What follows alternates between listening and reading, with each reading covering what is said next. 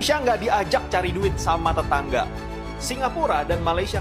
Singapura sama Malaysia pasti melongo lihat angka ini. Gimana ceritanya Indonesia bisa nanggung biaya kesehatan gratis buat hampir 100 juta orang? Kenapa jutaan orang Indonesia memilih berobat di Malaysia? Dan kenapa sekarang banyak yang sekalian investasi properti? Video rampasan rasuah dekat Indonesia guys. Inilah yang dinamakan ketamakan dan kerakusan betapa manusia. Jangan kalian tanyakan lagi ini dekat negara mana. Mestilah dekat negara Indonesia. Kes di Bali ni bukan baru, tapi dah banyak kali berlaku, bahkan di Thailand juga semakin parah. Di Malaysia kita masih lagi selamat. Malaysia, Singapura dibuat melongo. Malaysia terkejut. Prabowo sukses bawa 188 triliun ke Indonesia. Malaysia tak ada masa lah nak melongo ke, nak terkejut ke, nak apa itulah. Dia lagi membuat fondasi untuk membuat ekonomi Malaysia lebih berkembang dan lebih maju. Tak ada masa.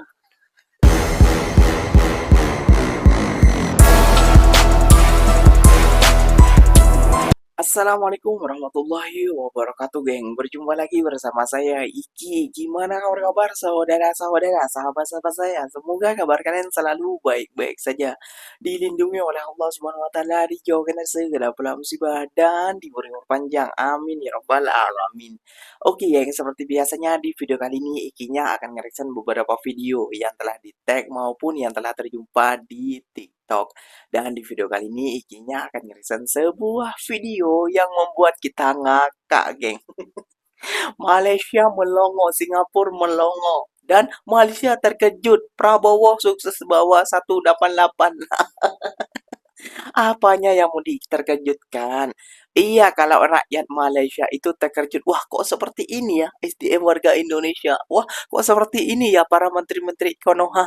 Itu baru terkejut mereka. Kalau pasal ini Malaysia tak akan terkejut. Orang Malaysia ataupun negara Malaysia, bahkan menteri-menteri Malaysia itu lagi sibuk untuk memperbangun ekonomi mereka, untuk memperkuat fondasi ekonomi mereka. Mereka tak akan menyibuk hal negara orang, apalagi Indonesia. Mungkin akan dibicarakan di Dewan DPR. Seperti, wah, Indonesia buat seperti ini. Nasib baik kita sudah buat duluan. Nah, jadi kita tidak bisa menyombongkan diri. Oke, ya, nggak usah berlama-lama. Tentunya kalian sudah penasaran video apa saja yang akan Ikinya reaction buat kalian. Jom kita simak. Namun sebelum simak, jangan lupa dulu dong, geng, sokong channel ini dengan cara apa? Subscribe, like, comment, and share-nya. Apa bener, silahkan komen ke bawah. Janji jangan begaduh. Oke, kita simak dulu videonya. Let's go. Indonesia nggak diajak cari duit sama tetangga. Singapura dan Malaysia kerjasama dengan membangun kawasan ekonomi khusus yang berlokasi di Johor, Malaysia. Kawasan ekonomi ini rencananya akan jadi pusat teknologi dan juga keuangan Asia Tenggara. Tujuan utamanya adalah memperlancar pergerakan barang dan juga manusia, serta menarik investasi bagi perusahaan asing. Apa efeknya untuk Indonesia? Tentu aja dengan kerjasama kedua negara tetangga, para perusahaan asing akan punya tempat untuk buka kantor di wilayah Asia Tenggara. Karena areanya udah disiapin, dapat insentif pajak, rendah juga dengan korupsi, birokrasinya juga lebih mudah, serta yang paling penting adalah SDM-nya berkualitas. Menurut gue, harusnya Indonesia tuh mengajak Singapura dan Malaysia untuk membuka kawasan seperti ini dengan lokasi di Batam. Kenapa? Karena Batam dekat dengan Singapura dan juga Johor. Plus, jadi wilayah pergerakan barang tiap hari di laut. Gimana pendapat kalian tentang Indonesia? Batam sedang naik kelas. Setelah berminggu-minggu Indonesia digempur demonstrasi yang sekarang sudah mereda, ditambah dengan aksi tagar sel Indonesia yang tidak berhasil menjatuhkan pamor Indonesia, malah dibalas serangan tagar balik sel Singapura. Bursa efek Indonesia sekarang sudah oke dan rupiah secara stabil tertahan oke. Perdana Menteri Singapura Lawrence Wong malah sekarang membawa diri menghadap Presiden Prabowo, dan beberapa hari yang lalu Presiden Prabowo dan Perdana Menteri Lawrence Wong menandatangani sejumlah perjanjian kerjasama. Singapura sama Malaysia pasti melongo lihat angka ini. Gimana ceritanya Indonesia bisa nanggung biaya kesehatan gratis buat hampir 100 juta orang. Padahal di banyak negara, biaya kesehatan justru makin mahal. Nah, jawabannya baru dibuka Prabowo di sidang Kabinet Paripurna. Ternyata pemerintah lagi menjalankan 29 kebijakan sekaligus buat satu tujuan, bikin rakyat miskin gak makin miskin. Tonton video ini sampai habis. Coba bayangin, 96,8 juta orang. Biar kebayang segede apa angkanya. Itu sama aja kayak kita ngisi penuh 1.200 stadion GBK tanpa sisa. Itu hampir 20 kali seluruh penduduk Singapura atau lebih dari 3 kali jumlah penduduk Malaysia. Artinya, ada hampir 100 juta orang yang kalau sakit, gak perlu panik mikirin biaya rumah sakit. Negara yang bayar iuran JKN mereka. Nah, di sini yang menarik. Kalau cuma JKN, mungkin itu masih bisa dibilang program biasa. Tapi ternyata bukan cuma itu. Yang sekolah dibantu, yang miskin disiapkan sekolah rakyat, yang butuh LPG disubsidi, beras dibantu, sampai transportasi dikasih diskon. Kenapa? Karena orang miskin biasanya jatuh bukan gara-gara satu masalah, tapi karena masalah datang barengan. Hari ini sakit, besok kehilangan kerja, lusa harga beras naik. Kalau negara cuma bantu satu sisi, mereka tetap bisa jatuh. Makanya yang dibangun sekarang bukan cuma satu bantuan eceran, tapi 29 jaring pengaman yang saling nyambung. Makanya Prabowo sampai tegas ngomong di depan para menteri, tunjukkan negara mana yang melakukan seperti kita. We are strong, we are rich, and we will be richer. Kalimat itu bukan sekedar percaya diri, tapi sinyal kalau Indonesia nggak mau lagi dianggap enteng dan nggak mau naif lagi dalam mengelola kekayaan negaranya. Menurut kalian, apakah strategi raksasa ini bakal beneran bisa bikin kemiskinan tembus 0%? Atau justru membebani APBN? Tulis pendapat kritis kamu di kolom komentar. Kenapa jutaan orang Indonesia memilih berobat di Malaysia? Dan kenapa sekarang banyak yang sekalian investasi properti? Tahu nggak, setiap tahun ratusan ribu bahkan jutaan warga Indonesia memilih Malaysia sebagai tujuan utama untuk berobat.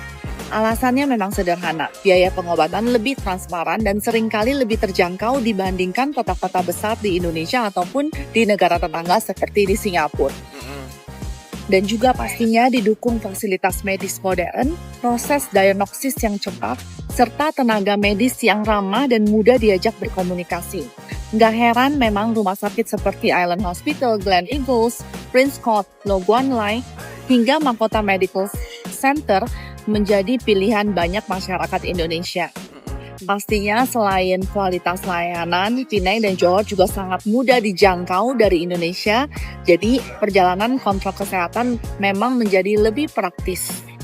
Karena itulah, semakin banyak orang Indonesia yang tidak hanya datang untuk berobat, tetapi juga mulai membeli properti di Malaysia atau mendiversifikasi aset mereka. Selain menjadi investasi jangka panjang, properti juga bisa menjadi tempat tinggal yang nyaman waktu berpergian untuk medical check-up atau mendampingi keluarga yang memang sedang perawatan. Jadi, membeli properti di Malaysia bukan hanya soal investasi, tetapi juga mempersiapkan kenyamanan, akses kesehatan, dan kualitas hidup untuk masa depan. DM aku kalau kalian punya rencana untuk beli properti di Malaysia. Malaysia Singapura dibuat melongo. Malaysia terkejut. Prabowo sukses bawa 188 triliun ke Indonesia. Malaysia tak ada masa lah nak melongo ke, nak terkejut ke, nak apa itulah. Dia lagi membuat fondasi untuk membuat ekonomi Malaysia lebih berkembang dan lebih maju. Tak ada masa. Ya, kalau kita menyibuk tentang hal negara orang, kalau kita sibukin balik, kalau Malaysia sibukin balik, lah kita yang tidak terima. Itu memang faktanya kayak gitu ya, geng ya. Aduh, ya Allah, kayak gitu ya, geng ya. Betul ke yang bantuan BPJS dan lain sebagainya, sekolahan miskin, masih banyak sekolahan yang di sini kok yang nggak dibantu. Padahal ada juga yang iuran, ada juga yang itu hari buat jembatan, ada juga yang membuat jalan pakai dana pribadi mereka sendiri, iuran. Jadi nggak usah dilebih-lebihkan untuk mengkaitkan negara orang kayak gitu ya, geng ya. Negara kita nih bobrok pemimpinnya, jangankan pemimpinnya, para rakyatnya juga. Kita itu SDM-nya rendah, apalagi yang percaya tentang hal-hal hoak-hoak yang seperti ini. Nah, Malaysia terkejut. Ya, Malaysia terkejut. Terkejutnya apa? Jom kita simak ini ya. Ini yang mau terkejut Malaysia. Okay guys, korang ada tengok tak video rampasan rasuah dekat Indonesia guys? Inilah yang dinamakan ketamakan dan kerakusan. Betapa manusia itu rakus guys.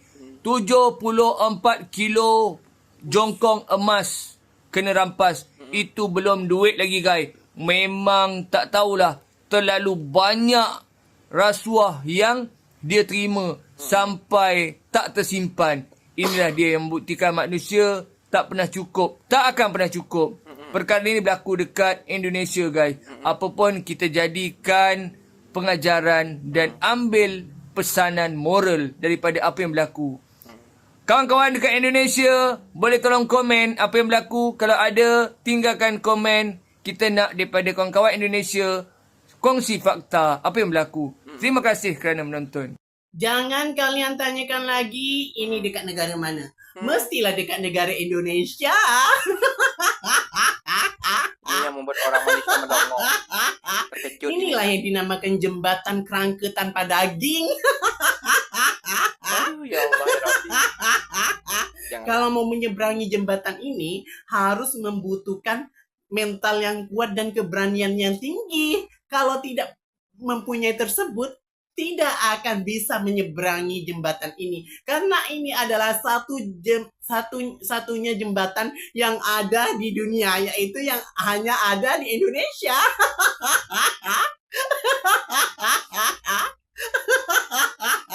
Aduh, Indonesia ini selalu buat aku tertawa, tau nggak? Kes di Bali ni bukan baru, tapi dah banyak kali berlaku, bahkan di Thailand juga semakin parah. Di Malaysia, kita masih lagi selamat kerana jumlah mereka taklah begitu beramai dan sebelum ianya benar-benar berlaku, kita kena bertindak dari sekarang. Hampa semua kena faham satu perkara, pelancong dari tanah Arab, Eropah dan Amerika Syarikat kadang-kadang taklah seperti Rohingya kerana golongan ni terpelajar, bersikap mendominasi dan kadang-kadang lebih agresif. Realitinya, walaupun jumlah pelarian Rohingya ratusan ribu, namun kita tetap mampu mengawal mereka dan mereka tidak ke tahap mendiskriminasi orang tempatan. Sebaliknya, mereka lebih takutkan kita. Tetapi kalau warga asing dari Eropah, Amerika dan Arab ni mendominasi sesebuah kawasan, walaupun mereka dalam jumlah yang kecil, maka mereka akanlah mula menjalankan aktiviti-aktiviti yang hanya menumpukan pada golongan mereka sahaja. Dan mereka berani menolak penyertaan orang tempatan. Guys, kita dah tengok tempat-tempat lain ya. Mereka lantang dan berani. Ini bukan fitnah tapi adalah realiti yang sedang berlaku. Oleh disebabkan itu, kerajaan kena pecahkan dominasi mereka di kawasan-kawasan tertentu. Pastikan warga tempatan majoriti dan yang penting semua aktiviti mereka jalankan wajib ada orang tempatan juga. NGO dan penganjuran program warga asing ni semua wajib melibatkan warga tempatan. Guys, cara ini dapat memastikan warga asing terus bercampur dengan warga tempatan dan boleh dikatakan sikap diskriminasi tidak akan berlaku. Jadi jangan terlalu memburu keuntungan dari sektor pelancongan sampailah anak bangsa sendiri dianaktirikan. Nah, itulah yang Malaysia ataupun rakyat Malaysia akan terkejut, geng. Kayak gitu, geng. Terkejutnya apa, Bang? Ya, terkejutnya tentang hal ini, geng. Apa namanya? Pastikan Malaysia tak jadi macam Bali. Ataupun pastikan Malaysia tak jadi macam Indonesia. Waduh.